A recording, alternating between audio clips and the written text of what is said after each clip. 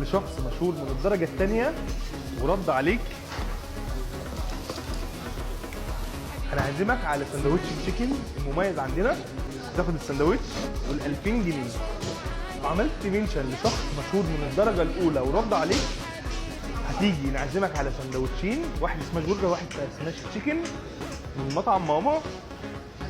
ولو رد عليك هتكسب مع ده انا عمال السندوتشين. ارد من امبارح، ده انا مخوض، ده أيفون جالي زياده عن 12 برو ماكس. 10,000 تعليق باسم السويس، كانت فانا قلت كبيرة اعمل جداً فيديو يعني. والم الليله بقى دي بحالها، وبرد على الناس اللي مشاركه على الفيديو هناك باسم السويس. يعني المفروض احنا نكسب بقى. انا رديت لك بفيديوهات يا عم ودعمتك بفيديو، صح؟ صح.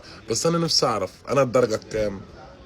يعني هو اللي هيكسب من ناحيتي انا الدرجه الكام؟ مشهور من الدرجه الكام؟ لو الدرجه الثالثه سندوتش 1000 جنيه خير وخير وبركه، ولو من الدرجه الاولى ربنا يبارك في اللي هيكسب الايفون. بس انا اقسم بالله من امبارح ما منهض رد، ما منهض رد هناك في قلب التعلال مخوت. اخواتي في الله، ويا رب نطلع من الدرجه الاولى وحد يكسب فيكم ايفون حلو، او 1000 جنيه سندوتش عادي، او سندوتش بس، يلا هنرضى بيها.